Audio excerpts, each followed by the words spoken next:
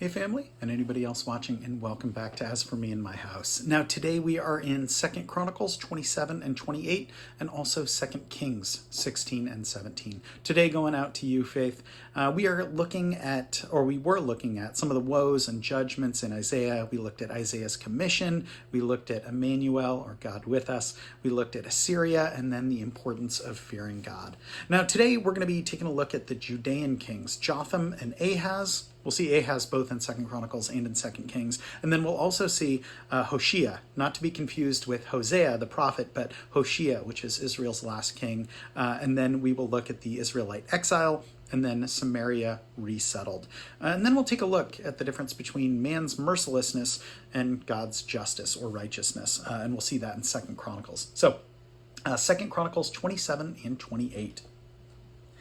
Jotham was 25 years old when he became king, and he reigned in Jerusalem 16 years. His mother's name was Jerusha, daughter of Zadok. He did what was right in the eyes of the Lord, just as his father Uzziah had done. But unlike him, he did not enter the temple of the Lord. The people, however, continued their corrupt practices. Jotham rebuilt the upper gate of the temple of the Lord, and he did extensive work on the wall at the hill of Ophel.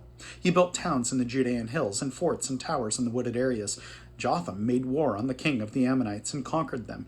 That year, the Ammonites paid him 100 talents of silver, 10,000 cores of wheat, and 10,000 cores of barley. The Ammonites brought him the same amount also in the 2nd and 3rd years. Jotham grew more powerful because he walked steadfastly before the Lord his God. The other events in Jotham's reign, including all his wars and the other things he did, are written in the book of the kings of Israel and Judah. He was 25 years old when he became king, and he reigned in Jerusalem 16 years. Jotham rested with his fathers and was buried in the city of David, and Ahaz, his son, succeeded him as king. Chapter 28. Ahaz was 20 years old when he became king, and he reigned in Jerusalem 16 years. Unlike David, his father, he did not do what was right in the eyes of the Lord. He walked in the ways of the kings of Israel and also made cast idols for worshipping the Baals. He burned sacrifices in the valley of Ben Hinnom and sacrificed his sons in the fire, following the detestable ways of the nations the Lord had driven out before the Israelites. He offered sacrifices and burned incense on the high places, on the hilltops, and under every spreading tree. Therefore the Lord his God handed him over to the king of Aram. The Arameans defeated him and took many of his people as prisoners and brought them to Damascus. He was also given into the hands of the king of Israel, who inflicted heavy casualties on him. In one day, Pekah, son of Ramaliah, killed 120,000 soldiers in Judah, because Judah had forsaken the Lord, the God of their fathers. Zikri, an Ephraimite warrior, killed Maaseiah, the king's son, Azrikam, the officer in charge of the palace, and Elkanah, second to the king. The Israelites took captive from their kinsmen 200,000 wives, sons, and daughters. They also took a great deal of plunder, which they carried back to Samaria. But a prophet of the Lord named Oded was there, and he went out to meet the army when it returned to Samaria. He said to them, "Because the Lord your God of your fathers was angry with Judah, he gave them into your hand.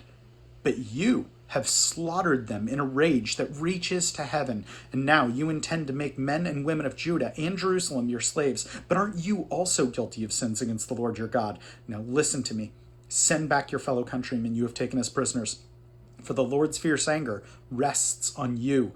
Then some of the elders of Ephraim, Azariah son of Jehohanan, Berechiah son of Meshillemoth, Jezrekiah son of Shallum, and Amasa son of Haldai, confronted those who were arriving from the war. "You must not bring those prisoners here," they said, "or we will be guilty before the Lord. Do you intend to add to our sin and guilt? For our guilt is already great, and his fierce anger rests on Israel." So the soldiers gave up the prisoners and plunder in the presence of the officials and all the assembly. The men, designated by name, took the prisoners, and from the plunder they clothed all who were naked. They provided them with clothes and sandals, food and drink, and healing balm. All those who were weak they put on donkeys. So they took them back to their fellow countrymen at Jericho, the city of palms, and returned to Samaria. At that time, King Ahaz sent to the king of Assyria for help. The Edomites had again come and attacked Judah and carried away prisoners, while the Philistines had raided towns in the foothills and in the Negev of Judah. They captured and occupied Beth Shemesh, Ahijon, and Gederoth, as well as Soko, Timnah, and Gimzo, with their surrounding villages. The Lord had humbled Judah because of Ahaz, king of Israel, for he had promoted wickedness in Judah and had been most unfaithful to the Lord. Tiglath-Pileser, king of Assyria, came to him, but he gave him trouble instead of help. Ahaz took some of the things of the temple of the Lord and from the royal palace and from the princes and presented them to the king of Assyria, but that did not help him. In his time of trouble, King Ahaz became even more unfaithful to the Lord. He offered sacrifices to the gods of Damascus who had defeated him, for he thought, since the gods of the kings of Aram have helped them, I will sacrifice to them, so they will help me. But they were his downfall, and the downfall of all Israel. Ahaz gathered together the furnishings from the temple of God and took them away. He shut the doors of the Lord's temple and set up altars at every street corner in Jerusalem. In every town in Judah he built high places to burn sacrifices to other gods and provoked the Lord, the God of his fathers, to anger. The other events of his reign and all his ways, from beginning to end, are written in the book of the kings of Judah and Israel. Ahaz rested with his fathers and was buried in the city of Jerusalem, but he was not placed in the tombs of the kings of Israel, and Hezekiah, his son, succeeded him as king. And 2 Kings 16. In the 17th year of Pekah, son of Ramlah, Ahaz, son of Jotham, king of Judah, began to reign. Ahaz was 20 years old when he became king, and he reigned in Jerusalem 16 years. Unlike David his father, he did not do what was right in the eyes of the Lord his God. He walked in the ways of the kings of Israel, and even sacrificed his son in the fire, following the detestable ways of the nations the Lord had driven out before the Israelites. He offered sacrifices and burned incense at the high places on the hilltops and under every spreading tree. Then Rezin, king of Aram, and Pekah, son of Ramlah, king of Israel, marched up to fight against Jerusalem and besieged Ahaz, but they could not overpower him. At that time, Rezin, king of Aram, recovered Elath for Aram by driving out the men of Judah. Edomites had moved into Elath and have lived there to this day. Ahaz sent messengers to Tiglath-Pileser, king of Assyria. I am your servant and vassal. Come up and save me out of the hand of the king of Aram and the king of Israel, who are attacking me. And Ahaz took the silver and gold found in the temple of the Lord and in the treasuries of the royal palace, and sent it as a gift to the king of Assyria. The king of Assyria complied by attacking Damascus and capturing it. He deported its inhabitants to Kir and put Rezin to death. Then King Ahaz went to Damascus to meet Tiglath-Pileser, king of Assyria. He saw an altar in Damascus and sent to Uriah the priest a sketch of the altar with detailed plans for its construction. So Uriah the priest built an altar in accordance with all the plans that King Ahaz had sent from Damascus and finished it before King Ahaz returned. When the king came back from Damascus and saw the altar, he approached it and presented offerings on it. He offered up his burnt offering and his grain offering and poured his drink offering and sprinkled the blood of his fellowship offerings on the altar, the bronze altar that stood before the Lord. He brought from the front of the temple, from between the new altar and the temple of the Lord, and put it on the north side of the altar. King Ahaz then gave these orders to Uriah the priest. On the large new altar, offer the morning burnt offering, and the evening grain offering, the king's burnt offering, and his grain offering, and the burnt offering of all the people of the land, and their grain offering, and their drink offering. Sprinkle on the altar all the blood of the burnt offerings and sacrifices, but I will use the bronze altar for seeking guidance. And Uriah the priest did just as King Ahaz had ordered. King Ahaz took away the side panels and removed the basins from the movable stands. He removed the sea from the bronze bowls that supported it and set it on a stone base. He took away the Sabbath canopy that had been built at the temple and removed the royal entryway outside the temple of the Lord, in deference to the king of Assyria. As for the other events of the reign of Ahaz and what he did, are they not written in the book of the annals of the kings of Judah? Ahaz rested with his fathers and was buried with them in the city of David, and Hezekiah his son succeeded him as king. Chapter 17. In the 20th year of Ahaz, king of Judah, Hoshea, son of Eliah, became king of Israel in Samaria, and he reigned 9 years. He did evil in the eyes of the Lord, but not like the kings of Israel who preceded him. Shalmaneser, king of Assyria, took up to attack Hoshea, who had been Shalmaneser's vassal and had paid him tribute. But the king of Assyria discovered that Hoshea was a traitor, for he had sent envoys to So, king of Egypt, and he no longer paid tribute to the king of Assyria as he had done year by year. Therefore Shalmaneser seized him and put him in prison. The king of Assyria invaded the entire land and marched against Samaria and laid siege to it for 3 years. In the 9th year of Hoshea, the king of Assyria captured Samaria and deported the Israelites to Assyria. He settled them in Halah, in Gozan on the Habor River, and in the towns of the Medes. All this took place because the Israelites had sinned against the Lord their God, who had brought them up out of Egypt, from under the power of Pharaoh, king of Egypt. They worshipped other gods and had followed practices of the nations the Lord had driven out before them, as well as the practices of the kings of Israel had introduced. The Israelites secretly did things against the Lord their God that were not right. From watchtower to fortified city, they built themselves high places in all their towns. They set up sacred stones and Asherah poles on every high hill and under every spreading tree. At every place they burned incense, as the nations whom the Lord had driven out before them had done. They did wicked things that provoked the Lord to anger. They worshipped idols, though the Lord had said, "You shall not do this." The Lord warned Israel and Judah. through all his prophets and seers. Turn from your evil ways, observe my commands and decrees in accordance with the entire law that I commanded your fathers to obey, and that I delivered to you through my servants the prophets. But they would not listen and were as stiff-necked as their fathers, who did not trust in the Lord their God. They rejected his decrees and the covenant he had made with their fathers and the warnings he had given them. They followed worthless idols and themselves became worthless. They imitated the nations around them, although the Lord had ordered them, do not do as they do. And they did the things that the Lord had forbidden them to do. They forsook all the commands of the Lord their God, had made for themselves 2 idols cast in the shape of calves and an Asherah pole.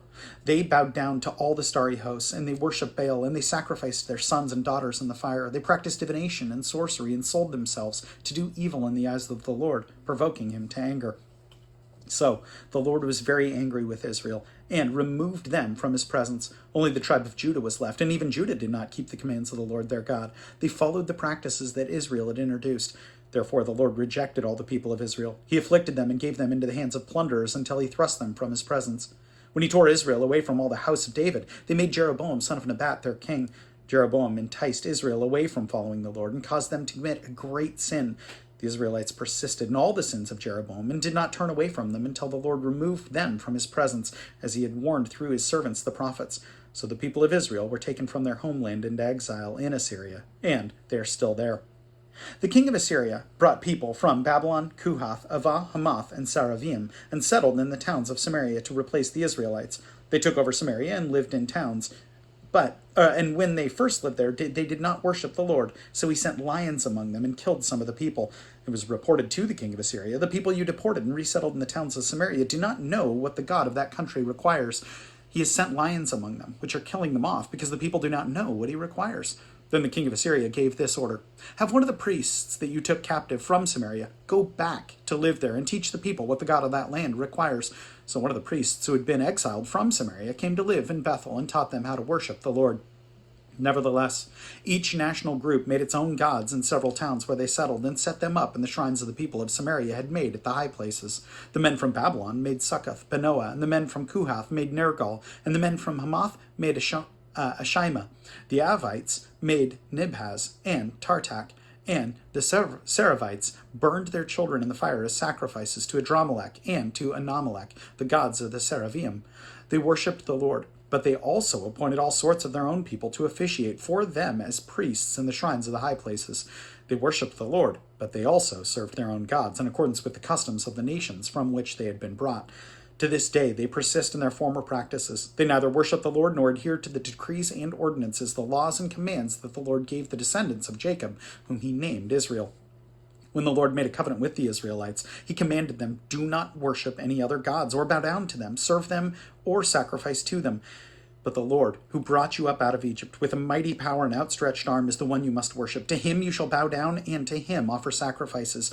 You must always be careful to keep the decrees and ordinances, the laws and commands he wrote for you. Do not worship other gods. Do not forget the covenant I have made with you, and do not worship other gods. Rather worship the Lord your God. It is he who will deliver you from the hand of all your enemies. They would not listen, however, but persisted in their former practices. Even while these people were worshiping the Lord, they were serving their idols. To this day, their children and grandchildren continue to do as their fathers did. I look at that and I think that it's so detestable and it's so frustrating. And yet I feel like I do the exact same thing. God's way and my way. Maybe mostly my way. And I think that's where it's so important that we look at these stories and we look at the people in the Bible and we don't separate ourselves too far from them. We say, yeah, they were doing these bad things, but good grief, I do these bad things too. Yeah, man, these people really needed the Lord. They really needed God. I really need God too. And I think that's where it's important to look at this with a modicum of sobriety, right?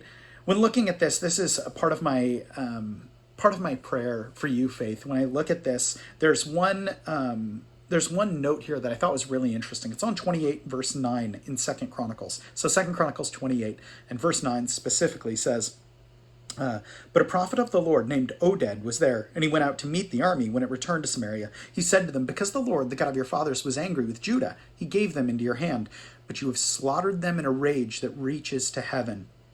This note here says, advocates of a, quote, just war theory sometimes cite the fascinating story in this chapter. God sanctioned Israel's attack on Judah, but the invaders from the north went too far. They slaughtered many civilians and carried away others as captives. A prophet rebuked Israel's army for their crimes committed, quote, in a rage that reaches to heaven.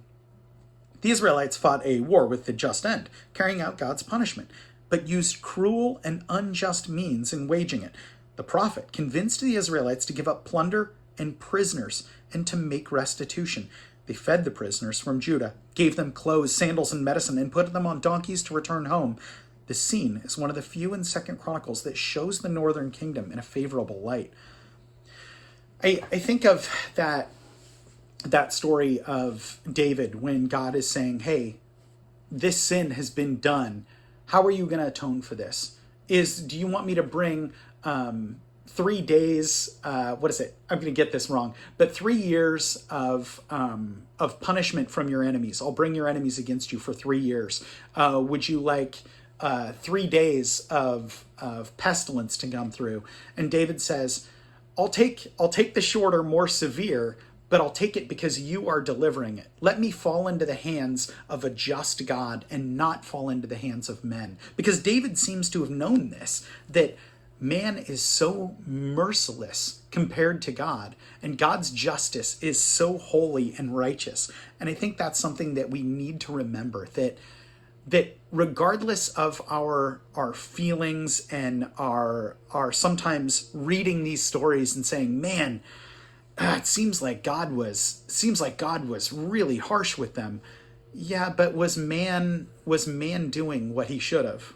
Well, no, God was judging them. But then also even the people that God brought in to judge went too far of their own accord. That's not what God wanted. So I think it's important that we look at ourselves with an element of sobriety. And that's my prayer for you is that when we look at these stories, Faith, when we see this stuff, that we recognize, yeah, okay, people aren't perfect. I know that there are going to be people that come in and hurt me, but I know that God is for me. And yeah, same thing, like believers, they're not perfect either, right? We're not perfect either, but we recognize that God is truly for us. And it's worth praying about. So let's do it. God, I thank you so much for Faith and so much for her drive. I just pray for her, God, for all that she's going through, Lord, that you'd give her strength. Once again, I just thank you so much for her and for her heart, Lord. And God, I just thank you infinitely more for your son, Jesus. And it's in his name that we pray. Amen. Well, Faith, good grief. I miss you. Know that I love you. And I appreciate you tons. For anyone else watching, know that I appreciate you as well. And I will plan on seeing you tomorrow. Have a good one.